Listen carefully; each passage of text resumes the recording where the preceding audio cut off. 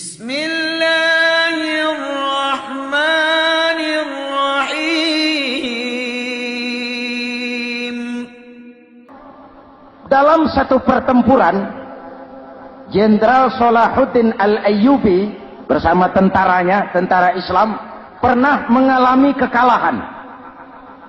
Karena kalah, banyak yang ditahan jadi tawanan orang-orang kafir, beberapa perwira dan banyak ofsir. Tercatatlah ada 3 orang ofsir jadi tawanan raja kafir ini. Satu hari raja kafir musyawarah dengan perdana menterinya. Perdana menteri, saya tuan raja, ini tawanan Islam ini enaknya diapain? Kalau enaknya sih dibunuh saja tuan raja, selesai urusan. Soal bunuh sih gampang perdana menteri. Maksud tuan raja, bujuk saja agar dia meninggalkan Islamnya, ikut ke agama kita. Nanti kita kasih hadiah. Begitu? Iya, baiklah. Besok saya sidang 3-3-nya. Besoknya ini 3 ofsir disidang di tempat terbuka langsung oleh perdana menteri. Mula-mula dipanggil ofsir pertama. Ofsir pertama, ya perdana menteri, sini. Baik. Kamu tahu kamu siapa? Tahu. Siapa kamu? Tawanan. Iya, kalau tawanan bisa diatur kan? Diatur bagaimana? Kamu mau nggak ikut saya bersama Tuan Raja meninggalkan Islam agamamu, mengkhianati saudara-saudaramu sebangsa, setanah air, sekeyakinan, ikut dengan saya, tinggalkan Islam. Nanti kamu akan saya angkat jadi pejabat tinggi, gaji cukup, rumah cukup, kendaraan cukup, istri cukup. Tapi kalau kamu menolak, kamu akan saya bunuh. Tuan Perdana Menteri, ya. Apa Anda menyangka selama ini saya berjuang karena kepengen kedudukan yang tinggi? Nih. Tuan menyangka saya berjuang ini karena kepengen harta yang banyak, jaminan hari depan yang memadai? Tidak, Tuan Perdana Menteri.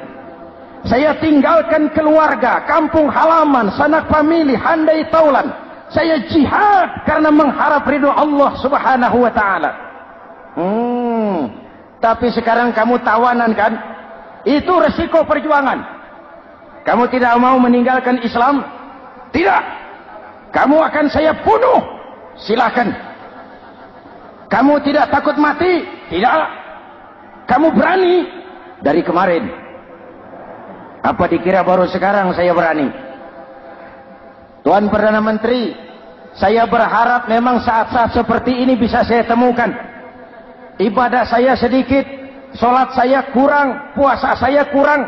Barangkali dengan jihad saya bersimbah darah, mati di tangan Tuhan, Allah akan mengampuni dosa-dosa saya dan saya dapat tiket untuk mencapai keridhoannya.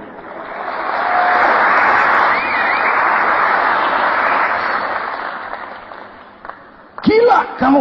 Biarin. Kalau ini Tuan anggap gila, saya bisa berbuat lebih gila dari ini.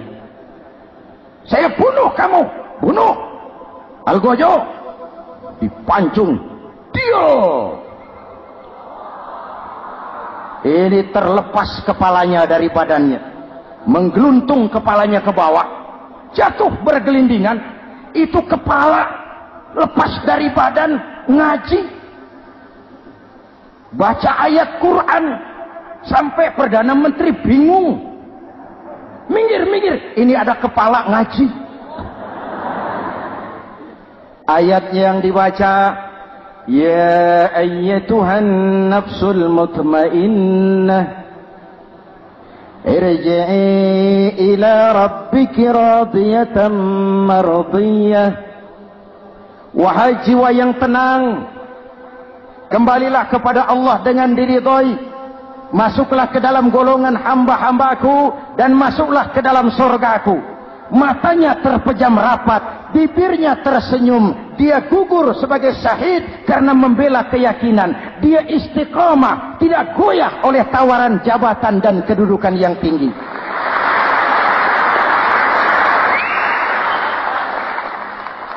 Perdana Menteri geleng kepala, dasar orang Islam. Panggil opsir kedua. Opsir kedua. Ya, Perdana Menteri. Kamu sudah lihat temanmu yang barusan? Sudah. Mati kan? Mati. Kamu bagaimana? Mau tetap berjuang untuk Islam atau ikut kami? Jabatan tinggi, kedudukan tinggi, rumah tinggi. Bagaimana? Atau mau mati seperti teman kamu barusan? Sudah kamu pikir? Sudah, Perdana Menteri. Sudah apa? Sudah, jangan banyak omong. Maksud kamu apa? Saya sudah tidak sabar mau nyusul teman saya yang barusan itu. Saya tidak bayangkan bagaimana disambut oleh malaikat di surga, disambut oleh para bidadari di surga, menggapai ridho Allah. Oh, Perdana Menteri, sudah jangan banyak omong. Kalau mau potong, potong saya. Perdana Menteri bilang ini lebih gila dari yang pertama itu. Yang pertama masih mau diajak ngomong, ini malah langsung minta disembelih. Ayo, Algojo, potong. Potong lagi.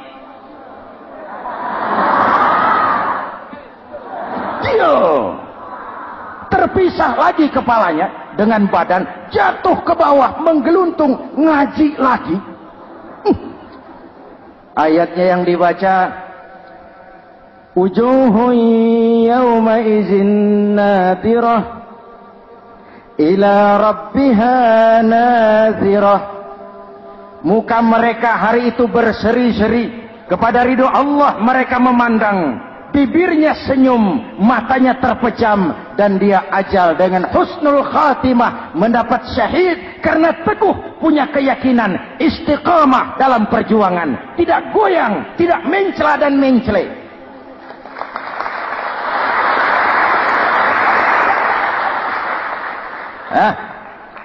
Opsi ketiga, sini. Siap, Perdana Menteri. Kamu sudah lihat nasib dua orang teman kamu? Sudah. Mati kan? Mati. Kamu mau seperti dia? Oh, tidak, Perdana Menteri. Saya tidak mau mati. Daripada matikan lebih baik hidup. Kamu mau ikut saya? Mau, Perdana Menteri. Mau. Gaji besar, rumah besar, kendaraan besar, istri.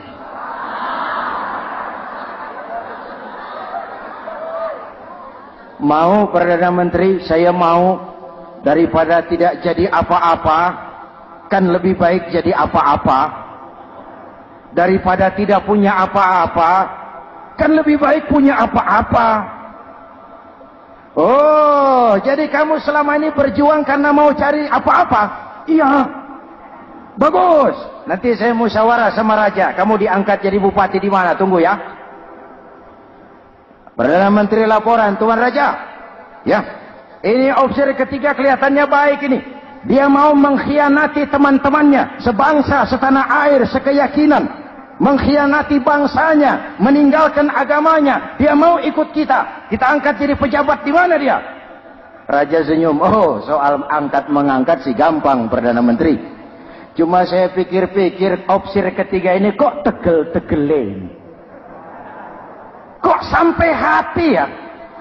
Temannya sendiri, seiman, sekeyakinan, sebangsa, setanah air, dikhianati karena mengejar jabatan, harta, kedudukan. Orang itu, Perdana Menteri, kalau sudah mau mengkhianati saudaranya sendiri, apalagi orang lain.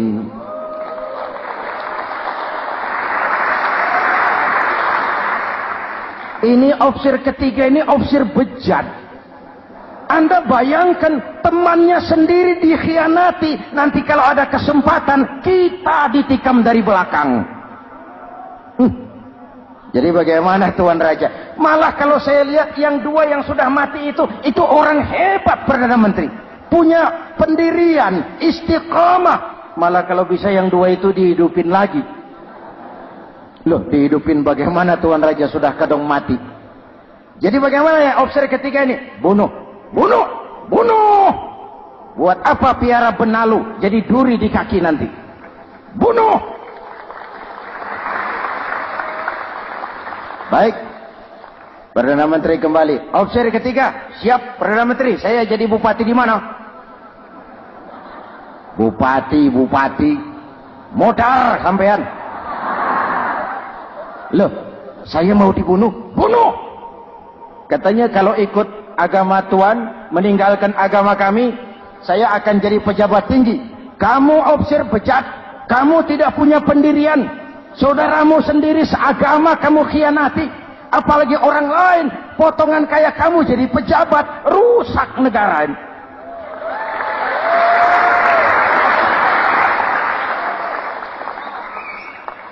Hadirin hadirat yang berbahagia, saya lanjutkan cerita ini.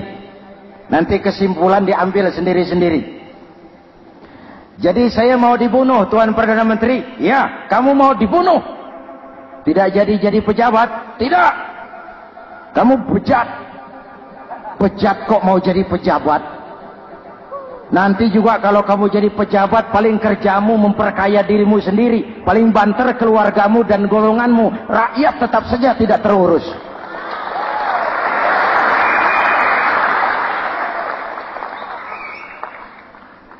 Paling-paling kamu kalau sudah jadi pejabat tinggi, kerjamu cuma membuka, meresmikan, berkunjung. Berkunjung, meresmikan, membuka.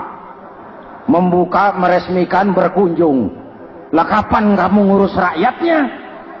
Bejat kamu. Jadi saya dibunuh. Bunuh. Iyalah, kalau mau dibunuh ya saya bunuh. Tapi saya mau Islam lagi Terserah, mau Islam lagi mau tidak, kamu tetap akan dibunuh. Iya, saya mau Islam lagi. Ayo cepat. Iya Pak, saya mau syahadat dulu. Cepat. Iya Pak, asyhadu macet lehernya. Ayo cepat. Iya Pak, asyhadu tidak bisa mengucap syahadat. Ayo cepat. Iya Pak, asyhadu tidak tuntas mengucap syahadat, golok algojo keburu sampai di lehernya.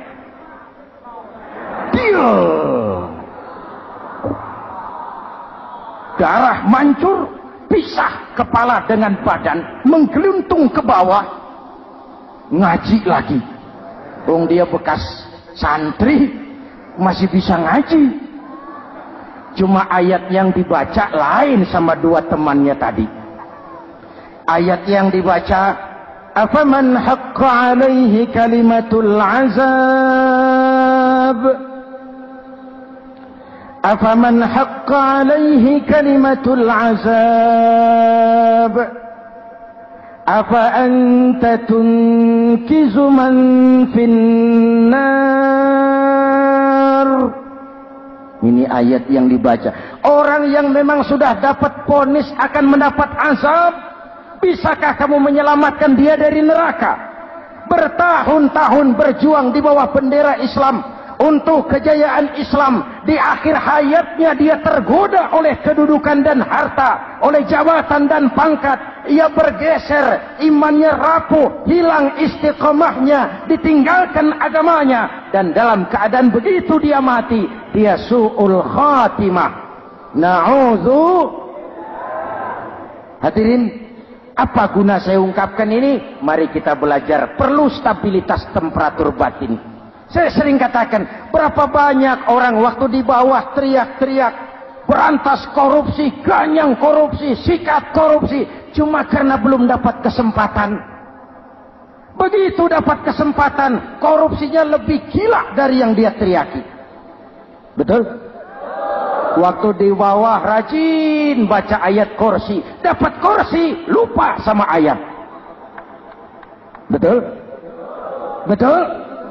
Ini yang memerlukan sikap istiqamah, konsisten. Hanya dengan semangat seperti ini, maka kita tidak akan goyah oleh tantangan yang bagaimanapun berat. Alhamdulillah.